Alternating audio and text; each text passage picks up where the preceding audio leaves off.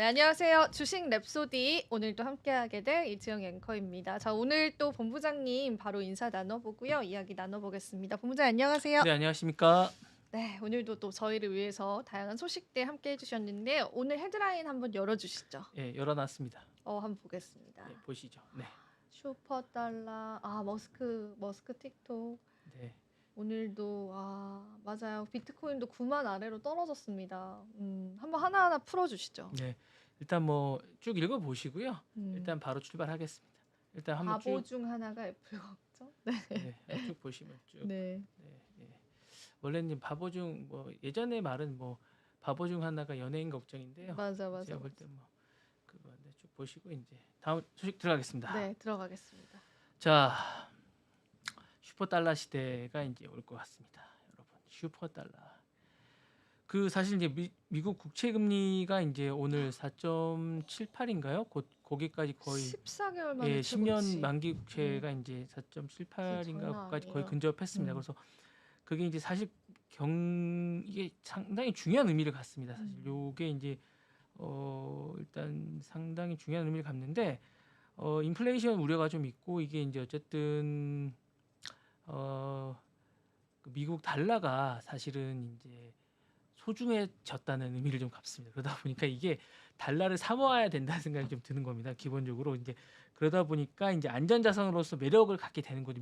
미국 국채 금리가 이 정도 주면 저도 살 것 같아요. 이제 요거는 좀 살 것 같습니다. 제가 이제 국채 금리가 이 정도 되면 이제 이 주식이나 아니 그러니까 그러면 비트코인이 위험 자산으로 이제 평가를 좀 받는 거죠. 사실은 이게 좀 가상화폐 같은 것들이 이제 위험 자산이라는 상대적으로 좀 그런 평가를 받게 되는 것 같습니다. 그러다 보니까 이제 마지막에 나왔던 비트코인 같은 것들이 상대적으로 대장주지만 조금 내려갈 수밖에 없게 되지 않겠냐라는 이게 이제 영향을 좀 받게 되는 겁니다. 요거만이 있는 건 아니지만 저는 이제 요게 이제 미국 10년 만기 국채 금리도 약간 영향을 줬다고 보게 되는 겁니다. 그래서 그러니까 안정적으로 높은 미국 국채 금리가 되게 되는 것 같고 이게 되면 저희 이제 수출 같은 것들도 영향을 받게 되는 것 같아요. 전반적으로 그래서 우리 부동산 가격도 이제 영향을 받게 되는 거고 저는 이제 최상복 이 대행 분도 이제 신경을 써야 됐을 것 같은데 요거에 대한 어떤 그런 우리나라가 지금 정책이나 이런 게 전혀 없으신 게 오늘도 발표 같은 게 전혀 없으시 이분이 경제부총리 아니세요? 맞아요. 근데 전혀 그런 얘기 안 하셔. 권한 대행이시잖아요. 권한 대행이시면 이거를 더 자기 전문 분야시잖아요. 예, 맞아요. 물론 법대 출신이시긴 하지만 네. 이분이 서울법대 출신이긴 하지만 그래도 요거 경제 관료신데 이런 분야가 이제 딱 나오시면 바로 실력 발휘 좀 해주셔야 되는데 환율이나 이런 정책으로 좀 해주셔야 되는데 전혀 뭘 안 하시는 것 같은 강달러 기조를 이제 일부러 어떻게? 하시는 건가요? 그게 그 금리 인하를 해야 되나 말아야 되나 고민을 많이 하는 것 같던데 한은에서도. 그러니까 우리나라 금리 인하, 그러니까 외국 말고 이 뭐 연결고리가 좀 있다 보니까 쉽게 이제 어떤 포지션을 취하면 이제 쉽게. 근데 이제 아쉽죠. 그러니까 왜냐하면 이제 한국 정부 측에서의 조치가 없으니까 우리는 되게 아쉬운 거죠. 아니 근데 사실은 지금 이제 뭐 선제적 조치는 안 하더라도 이게 계속 너무 이러니까 뭐 우리 수출하시거나 뭐 이렇게 뭐 산업을 하시는 분들은 아니 몇 번 포지셔닝이 좀 있고 특히 지금은 약간 이게 되게 모멘텀이 좀 중요한 모멘텀인 것 같은데 이게 어쨌든 이게 되게 팬데믹 이후에 진짜 되게 이 정도까지는 아니었거든요. 맞아요. 사실은 그러니까 이게 뭔가를 너무 국가적으로 뭘 안 해주니까 되게 힘드신 순간인 것 같아요. 그러니까 뭐 제가 늘 말하지만 이게 개인이 상대하고 기업이 상대하기에는 너무도 힘든 시기인 것 같아요. 그러니까 국가가 뭘 해줘야 되는 우리가 지금 강달러 기조가. 국가가 지금 뭘 해줘야 되는 이런 상황이 있거든요. 슈퍼달러 시대입니다. 예, 그리고 이제 지금은 특히 그런 것 같아요. 미국조차도 지금 뭘 해야 될 거라고 고민을 하고 있는 것 같습니다. 그래서 지금 계속 미국 언론도 지금 기사를 다 읽어보면 제가 어젯밤 기사 난리가 났어요. 모든 언론들이. 너무 달러가 네, 강세여서. 강해서 지금 난리가 났어요. 그래서 여기 어떻게 해야 된다고 지금 모든 언론들이 떠들고 있는데 우리나라는 조용해요. 맞아요. 예. 이제 권한대행이 되셔서 바쁘신 것 같아요. 아니 그러니까 우리나라는 너무 조용한 거예요. 이거에 대해서. 맞아요. 그래서 사실은 저는 너무 이게 안타까울 따름이라서 사실은 경제가 둔화될 가능성이 상당히 높거든요. 침체될 가능성이. 근데 미국은 난리가 나서 사실 미장이 좋은데 사실은 저는 이게 침체될 가능성이 상당히 높다고 보거든요.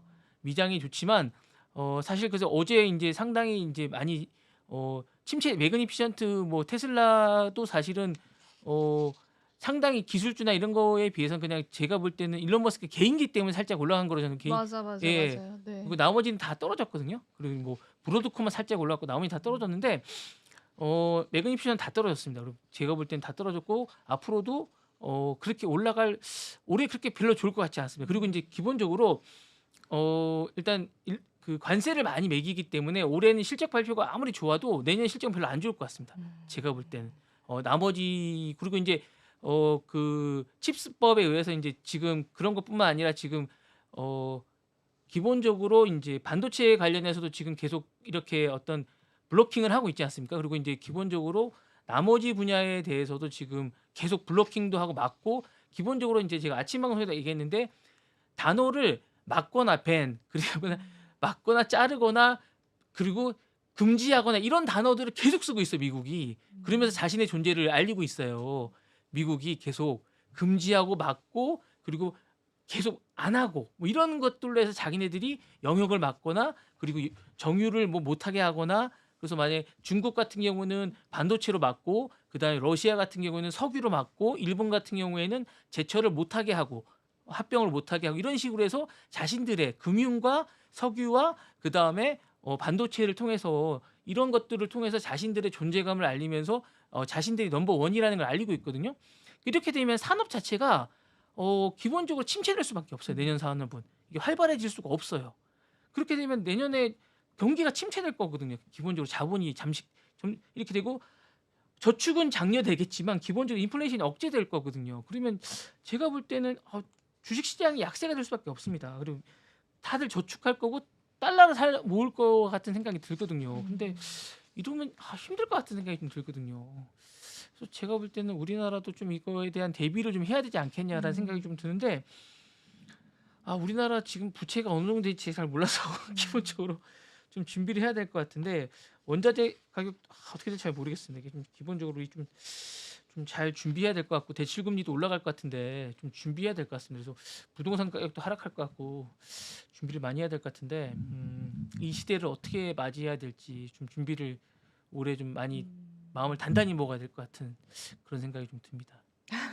네. 근데 이 강달러 기조는 잡아야 되기는 하죠. 근데 이게 사실은 비단 우리나라만의 문제는 아니더라고요. 그래서 그 인도의 루피화도 사상 최대 그 달러화 환율 그거를 보였다고 하고, 그러니까 이제 강달러 기조가 우리나라뿐만 아니라 전 세계를 좀 위협하고 있는 것 네. 같아요. 그러니까 그래서 이게 어쨌든 최대 강국이고 기본적으로 자기네 나라 말고는 이제 다 죽는 거예요. 죽는 거로 아니 진짜 죽는 거예요. 정책을 그렇게 네. 쓰고 있어요. 네, 죽는 왜냐하면 거예요, 다 진짜. 막아버리고 못하게 하고 있으니까 맞아요. 죽는 겁니다. 모든 돈이 다 미국으로 쏠리고 있어요. 맞아요. 그게 네. 좋을까요, 과연? 그죠? 결과적으로. 미국도 별로 안 좋다고 생각하고 맞아요. 있어요. 지금 미국 저도요. 자체도 미국 자체도 나라에서 그렇게 생각하고 맞아요. 있어요. 네. 그리고 산업 자체를 다 죽이고 있어요. 그니까요. 그래서 이걸 빨리 이제 우리나라 국가적인 차원에서도 해야겠지만 주변국 차원에서의 조치도 필요하지 않을까. 연합 같은 걸 좀 만들어가지고 그런데 그런 이제 움직임. 어떻게 할 수가 없는 게 돈이 다 글로 몰리는 데다가 정책 자체도 지금 자원이나 이런 걸 다 막아버리고 있어요. 산업 자체도 다. 왜냐하면 제가 아까도 말씀드렸듯이 그 합병이나 이런 것들도 못하게 하고 있고 석유나 자원 같은 것들도 다 막아버리고 있고 아까 얘기했던 첨단 산업 같은 것들도 못하게 하고 있는 그런 정책을 계속 취하고 있거든요. 그러다 보니 산업이 발전이 안 되고 돈이 돌지를 않아요. 그걸 어떻게 할 수가 없는 거예요. 아휴, 너무 안타깝습니다. 어떻게 좀 해주세요, 본부장님. 제가요? 솔루션을 좀 주십시오. 아니 근데 이거를 이제 좀 이제 하고 나서 외교적으로 어떻게 해야 될지를 좀 풀었으면 좋겠고 규제 완화에 좀 기대를 좀 해야 될 것 같아요. 이제 일론 머스크가 규제 완화, 그러니까 그나마 이제 일론 머스크가 규제 완화를 들어가고 이제 규제 철폐를 좀 하겠다라고 얘기했으니까 그런 것 때문에 약간 이제 좀 그 테슬라가 뛰고 있는 거거든요. 기본적으로 어느 정도가 될지에 대한 고민이 조금 있습니다. 이제 그게 좀 약간 됐고 이제 어느 정도 될지 그 부분이 좀 약간 저는 이제 되지 않을까라는 생각이 조금 있습니다. 그러니까 그 부분만 좀 해결이 되면 어떨까라는 생각이 좀 드네요. 네, 알겠습니다. 제가 그 얘기를 해봤습니다. 네, 감사합니다. 네, 다음 소식. 네, 다음 소식 들어볼게요. 자, 이제 스타시오에 관한 얘기를 좀 해드릴까 합니다. 이제 그 기본적으로 이제 철학적인 내용이네요, 되게. 득일까 독일까. 네, 그러니까 뭐 음. 이익일 수도 있겠지만 이제 뭐 이게 스타 CEO가 이제 기본적으로 창업자가 이제 CEO인 경우가 많습니다. 기본적으로 이제 좀 전에 말씀드린 일론 머스크도 있고 엔비디아의 이제 이제 그 황 회장님도 계시고 오른쪽에 보시면 이제 저커버그도 있고 그리고 이제 나머지 매그니피션트 세븐은 나머지 분들은 이제 CEO가 아니십니다. 보시면 이제 뭐 구글도 그렇고 아마존도 지금 CEO는 그 창업자가 아닙니다. 나머지 브로드컴도 그렇고 나머지는 다 CEO가 그런 창업자. 창업자가 네. 아닙니다. 다 새로 애플도 그렇고 다 창업자들이 아니십니다. 근데 이제 나머지 세 분은 이제 그 스타 CEO가 돼서 이제 창업자분들이 기본적으로 CEO이신데 이분들 색깔이 다 강하세요. 색깔이 다 강하셔서 이분들에 따라서 회사가 휘청휘청하고 왔다 갔다 하고 주가도 왔다 갔다 합니다. 예. 근데 본인들 회사만 하면 좋은데 이분들이 온갖 간섭을 다 하고 산업 전체를 휘젓고 다니세요. 그러다 보니까 비판도 하고 그죠? 네네. 그리고 남의 그 뭐 단적인 예로 이제 이 양쪽의 두 분은 요새 양자컴을 왔다 갔다 양자컴 주가를 왔다 갔다 하세요. 우리나라 주식까지 왔다 갔다 하세요. 이분이 전 세계 양자컴의 주식을 들었다 놨다 하시는 분이에요. 두 분이 오늘 또 저커버그가 한마디 해가지고 양자컴이 완전히 그냥 작사를 내놨어요. 맞아요. 네. 근데 이제 이 두 분이 특히 두 분은 메타 이제 그 특히 이제 그 뭐지 한쪽 왼쪽 분은 스탠퍼드 한쪽 오른쪽 분은 하버드 출신이에요. 그리고 이제 기술자 출신이다 보니까 이제 약간 뭐라고 좋게 얘기하면 이제 자존감이 강하고 이제 기술자 출신이다 보니까 그런 게 강한데 되게 독선적이세요. 그러다 보니까 이제 어떤 것들에 대해서 자신의 어떤 그런 프라이드가 되게 강하세요. 그러다 보니까 그런 게 좋은데 의사결정에서 실수도 많이 하세요. 자신들이. 그러다 보니까 뭔가를 하나 실수하면 이게 회사가 휘청휘청할 수도 있어요. 예. 그런 게 좀 있습니다. 그러니까 저크버그 같은 경우도 이제 장점은 뭐냐면 메타를 설립하면 전 세계를 플랫폼을 많이 하고 여러 가지 빠른 실행력도 있고 단기적인 성과보다 장기적인 투자를 많이 합니다. 그리고 이제 기본적으로 이제 그 투자를 계속합니다. 뭐 어떤 배당을 주곤다거나 이렇게 하지 않고 투자를 계속하는 그리고 이제 기본적으로 생태계 같은 걸 많이 합니다. 그러니까 기본적으로 인스타그램을 인수하거나 왓츠앱 같은 걸 만들고 이런 것들을 아주 잘했습니다. 그리고 감각적이고 직관적인 거다보다는 데이터를 기반으로 해서 딱 합니다. 뭐 이렇게 그러니까 그 누구지 일론 머스크하고 다르면 일론 머스크 약간 감각적으로 하거든요. 약간 감각적으로 하는 게 좀 많은데 그런 걸 잘하고 위기 관리도 좋습니다. 방향성 같은 걸 꾸준히 합니다. 그리고 이제 기본적으로 욕심을 많이 안 내면 자기의 재산에 대한 욕심도 별로 없습니다. 늘 보시면 같은 옷을 계속 입는 걸로 유명하잖아요. 저크버그는 같은 옷, 회색 옷 저거를 맞아요. 같은 옷을 신경 쓰기 싫어서 계속 입거든요. 저거 이제 많이 하는데 다만 이제 리더십 아래에서 이제 데이터 활용 같은 거 윤리적인 문제가 좀 많습니다. 그런 걸 많이 하고 그 다음에 이제 수익 창출이나 이런 것들에 대해서 이제 계속 대를 위해서 소를 희생하는 거에 대한 것들에 대한 것들은 약간 무시하는 경향이 좀 있습니다. 예, 그런 것들이 좀 있고 그 다음에 소통을 잘 안 하세요. 본인이 기술이 뛰어난 CEO로 평가하지만 소통은 잘 안 하세요. 약간 본인이 그냥 하면 따라와 이런 것들이 좀 있는 것 같고요. 청문회를 한번 나온 적이 있어요. 근데 이제 기계적으로 얘기해요. 그냥. 네네. 뭐 이렇게 얘기해요. 예. 예. 그리고 이제 그 기본적으로 그 지분이나 의결권의 막대한 통제권을 유지하다 보니까 의사결정을 본인 마음대로 하세요. 뭐 이렇게 마음대로 해요. 그리고 이제 수익 모델에 집착하는 경향이 좀 있어요. 어떤 걸 할 때 뭐 이렇게 뭐 이런 걸 하는 게 아니라 뭐 수익 모델 이런 것들을 하고 이제 그다음에 잘못된 정보나 이런 걸 할 때 현명하게 판단하기보다는 문제 해결을 제대로 하지 않아요. 그냥 그런 것들이 좀 있습니다. 그리고 이제 리스크 관리를 잘 못하시는 경향이 좀 있어요. 예, 그런 부분들이 좀 있다는 단점이 있습니다. 그리고 이제 최근 들어서는 너무 그 누구죠? 그 트럼프한테 저자세로 한다는 그런 평가가 좀 있습니다. 맞아요. 네. 그리고 이제 엔비디아는 기본적으로 여러 가지를 최근에 이제 너무 잘하다 보니까 평가가 좋아요. 너무 회사가 승승장구하고 있다 보니까 그런데 최근에 블랙웰에 대한 대처가 너무 미숙하다는 얘기를 너무 많이 듣습니다. 블랙웰이 지금 계속 늦어지고 있고 블랙엘이 발열 문제. 발열 문제가 계속 네. 생기는데 그거를 너무 임기응변적으로 대처하고 어. 있다라고 얘기를 하고 있습니다. 정확하게 대처를 해주지 않고 그거에 대한 명확한 얘기를 해주지 않고 있다라는 평가를 좀 받고 있습니다. 그다음에 여러 가지 뭐 R&D나 이런 것들을 제대로 잘 해주고 있는데 기본적으로 그런 부분에 대해서 그리고 너무 그러니까 안정성보다는 너무 기술을 발전시키는 리스크를 감수하고 너무 앞서 나가는 기술력만 강조하는 그런 경향이 좀 있다고 얘기하고 있습니다. 그리고 너무 과감하게 투자하다 보니까 재무적인 압박이 좀 있다고 합니다. 이분이. 예. 그리고 이제 독단적으로 본인이 결정을 계속 한다는 그런 경향이 있다고 합니다. 물론 그러다 보니까 멜라녹스 같은 거 인수할 때 아무 얘기도 안 듣고 본인이 독단적으로 해서 성공을 시키기도 하지만 상당히 그때 위험했다고 합니다. 당시에. 네. 그런 부분들이 좀 있다고 하고요. 너무 그리고 이제 선택과 집중해서 너무 한쪽으로만 치중하는 경향이 좀 있다고 합니다. 그러니까 한 바구니에 담지 말라고 하는 경향이 있는데 여러 바구니에 안 담다 보니까 약간 분산 투자를 할 수도 있는데 선택과 집중해서 하나만 딱 찍어서 하는 경향이 좀 있어서 약간 좀 걱정스러운 게 좀 있다고 하는 경향이 있고요. 일론 머스크는 제가 한 말씀드렸죠. 네. 예, 이분 좀 약간 리스크가 좀 있는 분입니다. 맞아요. 네. 그냥 항시 리스크가 있으시죠. 네. 좀 있습니다. 항시 리스크. 네. 음. 예. 예. 근데 이제 어제 이제 좀 그 일론 머스크 때문에 네덜란드 연기금이 8,600억 원어치 주식을 팔았어요. 일론 머스크가 일론 머스크는 이제 자기 연봉을 받지 않는데 어제 주식 실현을 했어요. 수익 실현을 했어요. 그러다 보니까 그거를 하는 걸 보고 못 참아서 이제 팔았더라고요. 그래서 이제 그 부분이 이제 양날에 좀 그래서 이제 그 부분이 좀 문제가 돼서 이제 그 부분에 대한 것들을 좀 해서 그것이 잠깐 문제가 좀 됐던 적이 좀 있습니다. 그래서 그 부분에 대해서 이제 잠깐 얘기했던 것 같습니다. 네.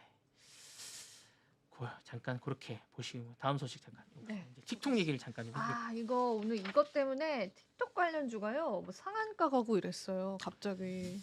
근데 이제 뭐 결론부터 얘기를 하면 이거 유언비어예요? 팩트예요?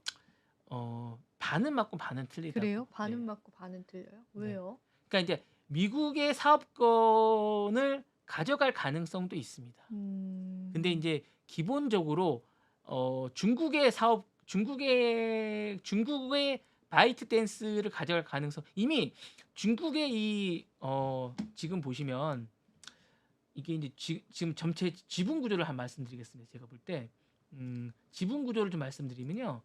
자, 이제 이 틱톡의 전체 사업권에 말고 틱톡 전체의 지배 구조를 말씀드릴게요. 틱톡 전체의 지배 구조는 바이트 댄스가 전체적으로 가지고 있는 회사입니다. 틱톡의 전체의 지배 구조는 틱톡의 전체는 전체 100%는 바이트 댄스가 가지고 있습니다. 전체는. 그래서 지배 구조는 기관 투자자 60%, 공동 창업자가 있습니다. 그리고 임직원 20%에서 총 이렇게 가지고 있습니다. 그래서 100%를 가지고 있는데요. 이 기관 투자자는 미국인이 꽤 많이 가지고 있습니다. 미국의 기관 투자자가 있습니다.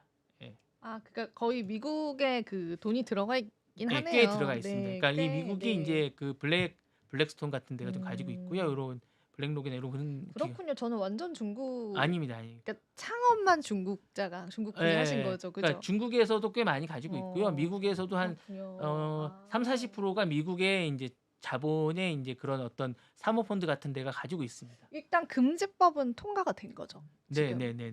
밀고 나간다는 거죠. 네, 지금 네, 현제 네, 바이든 네, 정부는. 네. 그죠? 예. 그래서 이제 대법원에서 이제 그거는 통과가 됐습니다. 그러면은 트럼프가 바꿀 수도 있고 안 바꿀 수도 있고. 있죠. 네네. 그죠? 그러니까 이제 그거를 주느냐 마느냐는 이제 20일 날 결정이 나는 거고. 그렇네요. 네네. 일단은 19일에는 나간다는 게 결정이 됐고요. 이제 20일 날 어떻게 그렇구나. 하는지 결정이 난 겁니다. 그래서 그 부분이 결정이 난 거고요.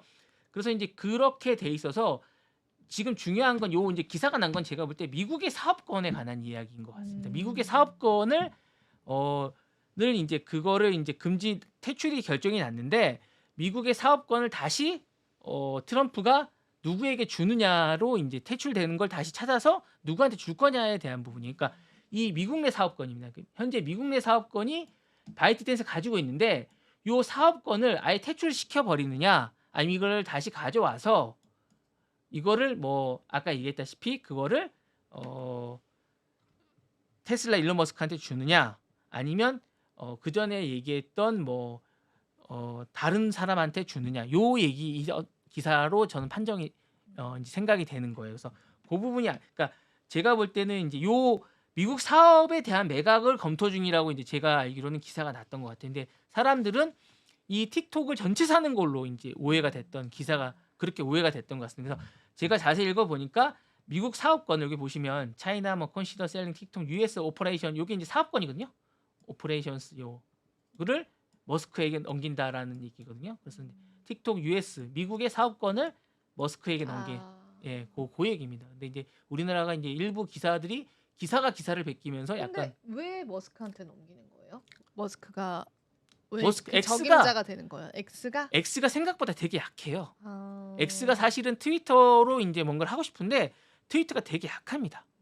되게 트위터가 이제 X가 트위터가 전자였는데 지분율이 너무 약합니다. 그러면 일론 머스크가 그걸 사고 싶어 하는 거예요? 네, 틱톡을? 되게 갖고 싶어 합니다. 그렇겠네요. 네, 너무 약합니다. 플랫폼 외교를 하시는 네, 분이니까 SNS 외교를 예, 하시는 SNS를 너무 분이니까. 하고 싶어 하는데 X가 생각보다 우리가 이제 뭐 맞아요. 일론 머스크가 거의 이끌어간다고 생각하고 거의 맞아요. 사용하지 않습니다. 사용 미국에서. 안 해요. 그리고 크립토 투자자들만 사용하고 그냥 일론 머스크 네, 일론 사용하고. 머스크만 사용하고 나머지 사람들은 저는 X를 쓴 사람들을 본 적이 그 없습니다. 뭘 많이 써요? 페이스북 아닌가요? 예, 페이스북 아니면 인스타그램? 인스타그램과 그렇군요. 페이스북 아니면 스냅이라고 그거를 그나마 좀 그게 씁니다. 그것도 있어요? 20대는 다 스냅을 씁니다. 예, 그렇구나. 미국은 다 스냅을 쓰고 그다음에 이제 인스타와 이제 페이스북을 많이 쓰고 인스타를 거의 다 씁니다. 예. 그렇구나. 그리고 이제 틱톡을 씁니다. 틱톡도 많이 쓰고. 예. 맞아요. 그러니까 사실상 X는 인스타의 상대는 틱톡이죠. 그러니까 틱톡을 가지고 페이스북을 압박하고 싶은 거죠. 그런가 보다. 그죠? 갖고 싶은 거예요. 너무 갖고 싶은 거예요. 그런가 봐요. 너무 갖고 싶은 거예요. 갖고 싶다. 예, 그러니까 하다못해 이제 미국에서만큼이라도 갖고 싶은 거예요. 그쵸, 맞아요. 네. 아. 미국에서만큼이라도 갖고 싶은 거예요. 그래서 이제 사실 월마트나 오라클이 협상을 한 적이 있어요. 바이트댄스랑. 아, 그래요? 네. 협상을 그 전에 한 적이 있는데 이거를 이제 저는 일론 머스크가 가져갈 것 같은 생각이 드는 거예요. 예. 이걸 그래서 사실은 돌려놓은 것 같아요. 원래 저기까지 간 걸 이만큼 돌려놓은 것 같은 거예요. 예, 이만큼 돌려놓은 것 같은 거예요. 제가 볼 때 저쪽까지 갔다 놓은 걸 이만큼 돌려놓은 것 같은 거예요. 그래서 블룸버그의 기사가 날 정도면 저만큼 갔던 걸 이만큼까지 돌려놓은 것 같은 거예요. 그러니까 저는 이게 어느 정도 이게 지금 CNBC에 나올 정도의 기사라면 제가 볼 때 이만큼 갔던 걸 이만큼 돌려놓은 것 같은 거예요. 그러니까 예, 제 생각은 그런 것 같아요. 왜냐하면 X를 본인이 엄청나게 홍보를 하지만 지금 혼자 홍보하고 있는 거거든요. 맞아요. 예. 혼자 열심히 해요, 진짜. 예. 혼자 거기다 계속 쓰고 있거든요. 하루에 막 몇십 개씩 예, 몇십 개씩 쓰잖아요. 정말 처절할 정도로 홍보하고 맞아요. 있어요. 네. 아무도 안 써요. 저도 예전에 쓰다가 그 아이디가 뭔지도 모르고 있어요, 저는. 그쵸. 저는 쓰고 있는데 이제 거기 크립토 뉴스가 좀 빨리 올라와서 그래서 네. 쓰고 있는데 개인적으로는 게재를 안 하죠. 네. 그러니까 뭔가 계정이 뭔지도 모르겠어요, 저는. 한동안 쓰다가 맞아요. 안 쓰게 됐죠. 그리고 너무 불편해요. 그게 좀 불편한가요? 쓰는 게? 아니, 동영상도 연동이 안 되죠. 잘. 연동되는 게 별로 없어요. 그리고 글자 수도 제한되죠. 그렇구나. 네, 여러 가지 너무 불편해요. 그리고 친구들이 뭐 보는 것도 없죠. 친구들이 없어. 아니, 이게 뭘 연동할 수가 없어요. 연동이 너무 뭐가 안 돼. 동영상 연동이 안 되죠. 그리고 이게 검색도 안 되죠. 이게 일단 검색 기능이 없고 그 안에 폐쇄적이죠. 여러 가지로. 그러니까 너무 이게 뭔가 소통이 안 되는 공간인가. 이게 사실은 SNS라는 게 소통이 되잖아요. 검색이 되고. 이게 너무 이게 소통도 안 되고 검색도 안 되고 폐쇄적인 공간이고 너무나 힘들어요. 예. 그러니까 트위터라는 게 초반에는 이게 여러 가지가 좋았는데 너무 힘든 것 같아요. 팔로워 수도 정말 없고. 맞아요. 없어요, 이제. 네. 그러다 보니까 이제 그런 게 아닌가라는 생각이 좀 들고요. 기본적으로 이제 그래서 이제 이렇게 된 것 같습니다. 그래서 기본적으로 그래서 이제 그렇게 된 것 같고요. 기본적으로 이제 이렇게 돼서 이제 전체적으로 하게 된 것 같고, 틱톡이 이제 매각 가능성은 정치적 상황으로 많이 되는 것 같고, 이제 기본적으로 2025년 1월 10일 날 이제 수정헌법 1조에 의해서 이제 심리를 진행하게 됐고, 위헌이라고 주장의 법적 대응을 이어가고 있는 것 같고요. 승소할 확률이 이제 거의 없고, 이제 이거는 접고 끝났습니다, 사실은. 그래서 이제 하루 전날 이게 이제 하고 이제 끝났다고 보시면 되고 이제 미국이 퇴출될 경우에 한 달에 약 이게 38억 달러, 약 5조 정도의 5조 5천억 정도 광고 손실이 옵니다. 요거를 이제 메타가 가져간다고 보시면 됩니다. 아 그렇군요. 네, 메타가 가져가신다고 보시면 되고. 메타가 반사 이익을 받겠네요. 네, 스냅하고 메타가인데 메타가 거의 다 가져가신다고 보면 어. 되고 이거를 만약 인수하게 되면 일론 머스크가 다 가져가는 거죠. 야. 그렇다고 해서 이제 이게 중요한 건 이렇다고 해서 테슬라가 뛰지는 않습니다. 네. 그거랑 또 다르죠. 네, 네, 네, 네. 테슬라랑은. 예. 사실 예전에 이제 과거에 오라클하고 월마트가 사업권을 인수하려고 참여한 적이 있는데 최종 성사가 되지는 않았고요. 지금 바이트댄스가 가지고 있습니다. 그리고 이제 바이트댄스는 기본적으로 이제 비상장 회사입니다. 비상장 회사고 지분 구조 공개되어 있지 않습니다. 40%는 미국 투자자들이 가지고 있습니다. 사모 펀드가 갖고 있고요. 그리고 이제 2002년 4월에 주요 베이징 바이트 테크댄스가 지분을 가지고 있고 베이징시 산하의 왕톡 우중원이라는 회사가 있습니다. 이 회사가 또 가지고 있고요. 이 회사가 이제 여러 가지를 또 가지고 있습니다. 그래서 이 회사가 이제 지분을 가지고 있는데 아까 얘기했듯이 이렇게 이제 요 안에 이제 40%가 미국 회사입니다. 그러니까 요 회사 자체도 바이트댄스 자체도 40%를 미국인이 이미 가지고 있습니다. 그래서 사실은 이제 일론 머스크가 미국의 사업권만 가져가는 겁니다. 이게 이제 일론 머스크 회사는 될 수는 없고요. 사업권 자체를 가져가기 때문에 미국에서 이제 사실상 사업권을 가져가고 활동을 할 수 있는 권한을 갖게 되는 거죠. 그러니까 이 사업권만 가져가도 엄청난 힘을 갖게 되는 거죠. 틱톡을 가져가는 것들 엄청난 힘을 가지게 되는 겁니다. 그래서 이제 그걸 가지고 이제 일론 머스크는 엄청난 많은 거를 하겠는데 광고 수익만 한 달에 뭐 거의 5, 6조가 되니까 제가 볼 때는 틱톡이 지금 엄청난 힘을 발휘할 수 있게 되는 거고 아마 일론 머스크가 가져간다 그러면 저는 많은 걸 할 수 있을 것 같아요. 그 안에서 제가 볼 때 지금 AI 봇이나 이런 것들도 할 수 있을 것 같고 지금 뭐 여러 가지를 하고 있는 것 같고 제가 조금 이따가 뭐 보여드릴 텐데 그런 걸 하려고 하는 것 같아요. 제가 볼 때 지금 차세대에 뭔가 차세대에 뭔가 보여주려고 하는 뭔가가 있습니다. 그 부분을 지금 하려고 하는 것 같은데 그 부분에 관한 것들을 지금 하려고 하는 것 같습니다. 그 부분에 잠깐 설명을 드리려고 합니다. 네. 예, 요거를 하려고 할 것 같아요. 다음 세대 요거. 로봇. 예. AI 자율주행 그리고 로봇. 예. 그러니까 제가 볼 때는 이제 다음 세대는 요거 같아요. 지금 다음 세대의 이제 화두는 이제 기본적으로 저는 테슬라나 엔비디아가 이제 살아가는 다음 세대 먹거리는 화두는 이거 같습니다. 올해 이제 이제 올해의 화두는 로봇 같아요. 제가 볼 때 여러분 이제 세스를 보셔서 알겠지만 세스에서 화두는 여러분들 뭐 제가 볼 때는 양자 컴퓨터라고 생각하시는 저는 로봇이라고 보거든요. 기본적으로 그때 뭐 그 청소기도 로봇이었고 기본적으로 보는데 저는 올해 화두는 로봇이라고 봅니다. 그러니까 AI가 지난해 화두였고 지난해 또 그 전에는 자율주행이 화두였고 뭐 여러 가지가 화두였는데 저는 테슬라에 대한 기업도 저는 테슬라는 로봇이라고 봐요. 테슬라의 기업의 화두도 로봇이라고 보고 엔비디아도 로봇이라고 봅니다. 화두가 기업이 엔비디아도 지금 추구하는 게 로봇이라고 보거든요. 기본적으로 보시면 왜냐하면 일론 머스크가 이제 사이버 로보택시인데 사실 이 회사의 기본적인 개념도 점차 로봇으로 가고 있는 것 같아요. 기본적으로 이 개념이 그래서 테슬라가 지금 전기차 회사가 아니에요. 제가 볼 때 로봇 회사로 가고 있어요. 잘 보시면 그래서 만약에 틱톡을 만약에 개념을 지금 만약 인수한다 그러면 이 안에 로봇이라는 로봇을 넣을 거예요. AR 로봇을 넣어서 이제 그거를 테슬라 이쪽에 이제 넣어서 같이 해서 연동을 해서 뭔가를 만들어내는 그런 회사가 될 것 같다는 생각이 드는 겁니다. 그리고 향후에는 이 로봇이 뭔가를 우리 삶에 많은 걸 주게 될 것 같다는 생각이 듭니다.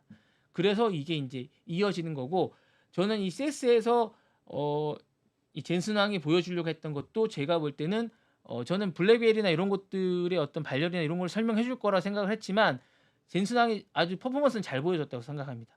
이 로봇이 미래의 지향적인 어떤 뭔가를 보여준 것 같아요. 그러니까 로봇인 것 같아요. 제가 볼 때 자율주행 이런 게 아니라 이 로봇이 우리 미래의 어떤 비전이나 이런 걸 보여준 것 같거든요. 그러니까 향후에는 많은 삶의 어떤 것들은 이 로봇이 바꿔줄 것 같습니다. 올해의 어떤 화두 그리고 엔비디아나 미래를 추구하는 어떤 그 테크노와 빅테크가 추구하는 것들은 AI를 넘어 이런 모든 걸 다 아우르는 건 이 로봇이 아닐까라는 생각이 듭니다. 그러니까 AI나 자율주행이나 이런 것을 수행하는 많은 것들은 이 로봇 안에 결정체가 있는 게 아닌가라는 생각이 듭니다. 그래서 이 로봇이 많은 것들을 해주게 되고 이 기업 자체가 추구하는 것들은 다 로봇이 아닐까. 그러니까 선도 기업들은 이런 어떤 앞서 나가는 테크노적이고 앞서 나가는 이 혁신적인 기업들은 다 로봇으로 되고 이 기업들 그래야 이제 이게 어떤 뭔가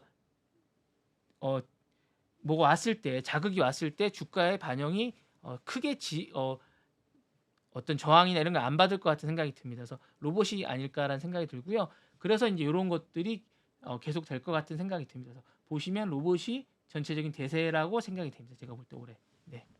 기대를 한번 해볼게요. 네. 좋을 것 같습니다. 네. 네, 좋습니다. 자, 다음 얘기. 예. 네. 이런 걱정이 있습니다. 여러분, 제가 이제 예전에 있을 때 여러분 걱정 중에 제일 하지 말아야 될 걱정이 연예인 걱정. 연예인 걱정. 네, 근데 제가 네. 이쪽에 와서 보니까 애플 걱정을 하는 게 하지 말자. 하지 말면 안 됩니다. 뭐 얼마 전에 제가 이제 중국에서 애플이 뭐 매출이 떨어져서 걱정하고 막 이렇게 얘기를 하고 막 이러는데 뭐 벌금도 있었고요. 네, 그죠? 근데 걱정할 필요 생각해보면 걱정을 괜히 하고 있어요 제가. 그래요? 네, 애플 걱정을 하는 게 아닙니다, 여러분. 그러니까 이제 기본적으로 이제 애플이 제가 이제 어제 밤에 좀 생각을 해봤어요.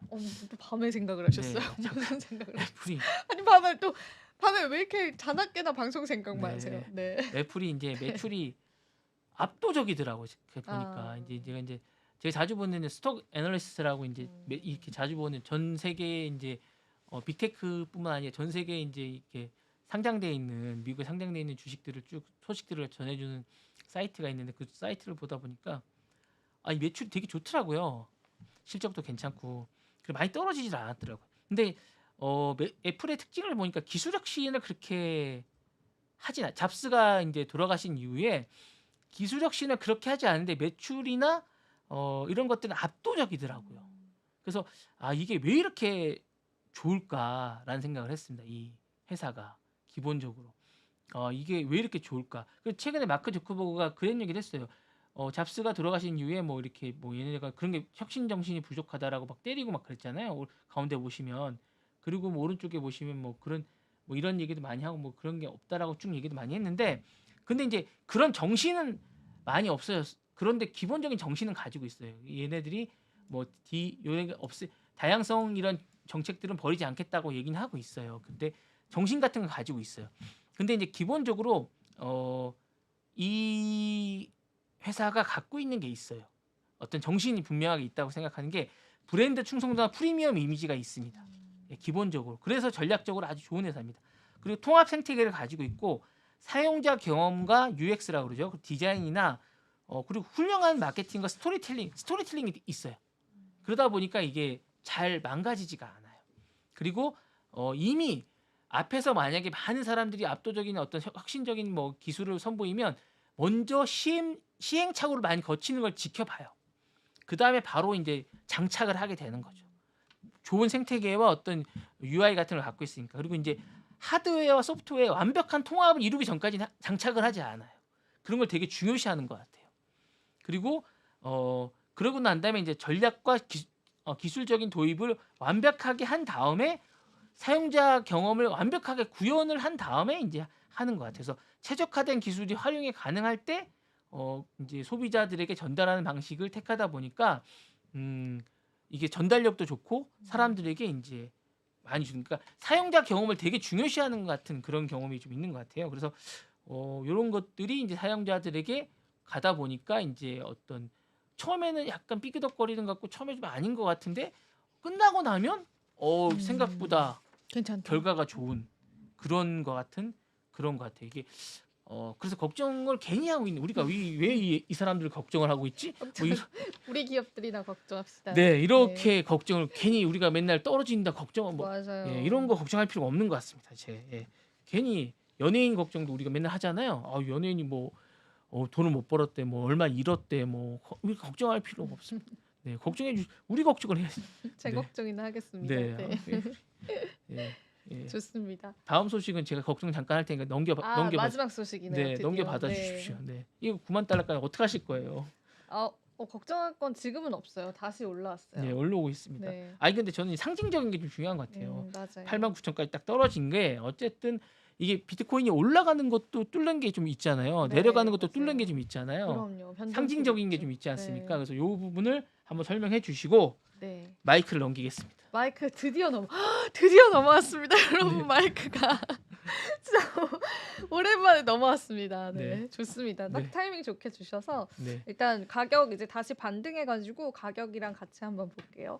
비트코인 95,000달러 다시 왔는데 이게 좀 그래도 아시아 증시 개장하면서 조금 들어왔어요. 그래가지고 자금 유입 들어왔다고 보시면 되고 이번에 이더리움 낙폭이 되게 컸거든요. 일주일 동안 13% 지금 하락을 하고 있어서 이따가 이더리움 관련해서 또 재미난 이야기 준비되어 있어서 기대를 해주세요. 리플이 강세죠. 상대적으로 이제 테더 쪽에 관한 위협이 조금씩 계속되고 있습니다. 그러니까 테더의 시가총액이 자꾸 리플한테 밀리고 있는 거예요. 그래서 이 부분은 제가 설명을 해드렸으니까 스킵을 좀 하고 그다음에 이제 도지코인도 상승을 했고 전반적인 회복세를 나타내고 있고 이제 24시간 기준으로는 1.15%. 근데 이제 지금 비트코인뿐만 아니라 암호화폐에 관한 하락 자체는 거시경제 영향을 좀 많이 받아가더라고요. 그래서 CPI 지표 발표를 앞두고서의 뭐 그런 관망세들, 안 좋은 예상치들 계속 나오고 있는데 이제 금리가 동결이 아니라 인상론도 조금 나오는 것 같아요, 시장에서. 그래서 이제 조금 전반적인 글로벌 시장 위축을 좀 걱정하는 듯한 느낌들도 받았습니다. 오늘 헤드라인 기사들 몇 가지만 같이 살펴볼게요. 트럼프가 행정명령을 이제 할 것 같습니다. 바로 이제 취임하자마자 할 것 같은데 그 행정명령 중에서 SAB 121, 121의 규정 폐지가 일어날 것이다라고 예상이 되고 있는데 이게 어떤 건지를 좀 우리가 체크를 해볼 필요가 있겠죠. 금융기관과 가상자산의 보유가 금지됐었던 법이었어요. 근데 이제 이거를 해제를 할 것으로 이제 보이기 때문에 이럴 경우에 이제 가상자산을 보유한 은행이 이를 부채로 간주하도록 요구하는 가상자산 회계 정책을 폐지할 것으로 예상이 됐는데 해당 규정이 폐지가 되면은 전통 금융기관의 가상자산 보유가 허용이 되면서 시장의 제도화가 가속화될 것으로 보인다고 합니다. 물론 지금 법인 계좌라든지 기업들은 살 수 있지만 우리가 좀 중요하게 생각하는 기관들 있잖아요. 금융기관들, 전통 금융기관들은 비트코인을 사면은 그거를 부채로 간주하도록 요구를 했습니다. 그러니까 이게 변동성이 있고 위험 자산이다라는 인식들 때문이었겠죠. 근데 이제 이 규정이 이제 행정 명령 중에 하나로 폐지 규정이 나올 것 같고 이렇게 될 경우에 이제 전통적인 금융 기관들에서의 비트코인 채택도 조금 늘어갈 것이다라고 이제 보고 있기 때문에 이 부분 어떤 행정 명령을 내릴 것인지 주목을 하고 있고 지금 트럼프 행정 명령 중에는 이제 이민 정책 행정 명령도 할 것이다라고 예상이 되고 있고요. 관세 당연히 하겠죠. 관세 그리고 세금 관련해서도 당연히 행정명령을 할 것으로 보고 있고 그리고 추가적으로 암호화폐 관련한 행정명령도 있을 것이다라고 보고 있는데 그 암호화폐 관련한 행정명령 중에서 어떤 게 거론이 될 것이냐라고 했을 때 이 규정이 폐지될 가능성이 크다라고 보고 있습니다. 거기에 추가적으로 만약에 전략비축 자산 이야기를 할까? 이게 또 시장에서 관심사예요. 그래서 우리가 한번 트럼프가 취임하고 나서 어떤 행정명령들을 보여줄지를 같이 주목을 해보면 될 것 같고 언제나 저희 랩소디 4시에 딱 시작을 하기 때문에 저희가 발빠르게 요거 관련해서는 또 실시간으로 전달해 드릴 테니까 제가 계속 째려보고 있겠습니다. 자, 그리고 자오창펑은 이제 바이낸스 거래소를 설립했던 설립자이죠. 이분께서 바이든 행정부 집권 당시에 물론 지금도 집권이시지만 엄청난 공격을 받았습니다. 바이낸스라고 하는 건 전 세계 암호화폐 거래소 중에 1등 거래소잖아요. 근데 이 바이낸스 US라고 해서 미국에서 이제 아까 틱톡 뭐 US 이런 것처럼 이제 미국에서의 이제 지사죠. 이 지사를 이제 SEC 그리고 이제 미국 법무부에서 완전 이제 철폐까지 몰고 갈 수 있을 정도로 압박을 많이 했어요. 그러니까 너네가 뭔가 재무적인 표도 맞지가 않는다 막 이러면서 그러면서 이제 이 자오창펑은 중국인인데 캐나다 혼혈이면서 이제 캐나다 국적을 가지고 계십니다. 이분을 막 소환시켜서 몇 시간 동안 조사를 하고 어떻게든 죄를 물려고 막 해서 결과적으로 자오창펑이 나 그럼 바이낸스 CEO직에서 물러날게 이런 상황이에요. 이런 상황에서 지금 이제 엄청난 전 세계 큰 거래소를 설립했던 그 설립자여서 크립토 이제 투자자분들에게는 너무나 유명 인사이시죠. 이제 그 부분이 그분이 이제 최근 하락에서 비트코인을 적극적으로 매수를 하라고 또 이제 X를 통해서 이야기를 했어요. 그래서 X는 이제 또 크립토 이제 투자자들 인사들이 많이 이용을 하기 때문에 제가 거기서 이제 인용구를 가지고 왔는데 비트코인 매수를 망설이지 말고 당장 행동으로 음. 옮겨야 한다 이렇게 이야기를 했습니다. 더 일찍 사서 보유를 하거나 이 FUD 그러니까 이 두려움을 무시하고 매수했더라면 좋았을 것이라고 다들 생각을 해봤을 겁니다. 그렇기 때문에 바로 지금 매수를 해야 합니다라고 매수를 또 권장을 했어요. 그래서 이게 참 어떻게 받아들여야 되는 걸까? 시장은 또 하락을 보이고 있는데 이런 유명 인사들은 계속 이제 매수 시그널을 보내고 있어요. 그래서 이 부분에 관해서 좀 무조건적으로 따르기보다는 우리가 객관적으로 그냥 의견을 참고하는 관점에서 보시면 좋을 것 같고 그리고 또 이탈리아 최대 은행이 이제 비트코인을 매수를 했습니다.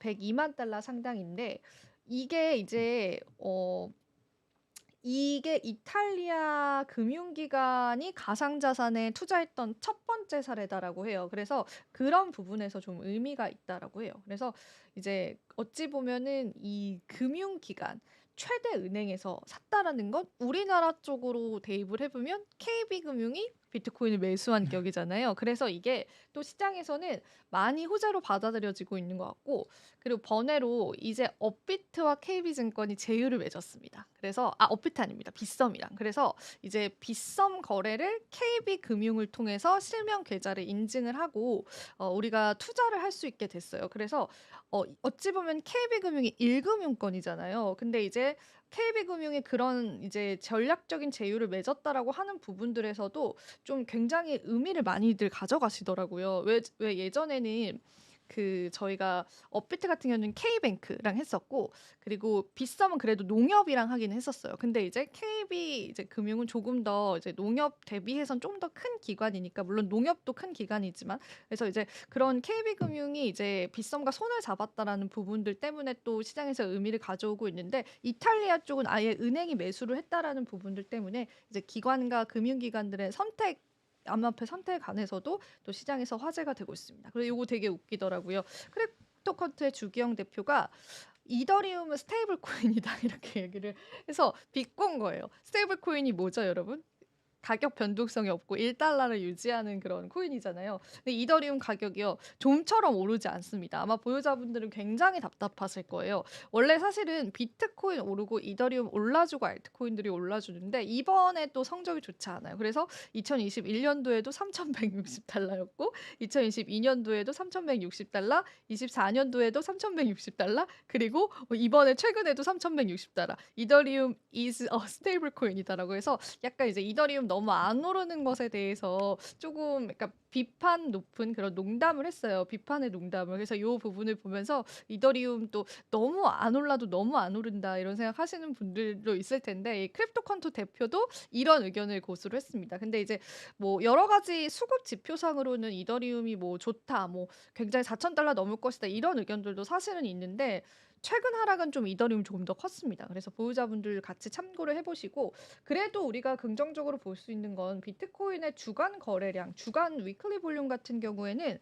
거의 최대치가 지금 되어가고 있어요. 굉장히 좋거든요. 근데 이게 선거 한참 했을 때 트럼프 발행하는 호재 들어왔을 때 그 거래량과 맞먹는 수준까지 올라와 있다 보니까 이런 거래량적인 측면에서는 그래도 비트코인 가격을 긍정적으로 보는 그런 시그널들이 있었다라고 그렇게 파악을 해보시면 될 것 같고요. 그리고 요거는 이제 마지막으로 보여드릴 건데 일단 비트코인 반감기 사이클이 있잖아요. 근데 우리가 여기가 사이클 2, 사이클 3, 사이클 4라고 한다면은 그 사이클 시나리오대로 지금 비트코인 가격이 움직이고 있다라는 거예요. 그래서 어제도 비슷한 내용을 해드렸는데 보시면 이제 2017년도에도 상승의 기조를 보여줬다가 이런 골짜기가 형성이 됐었고 이때가 30%가량 하락을 했었대요. 그리고 2021년도에도 여기 보시면 상승했다가 요렇게 하락의 골짜기가 있었고 이게 25% 정도였다라고 해요.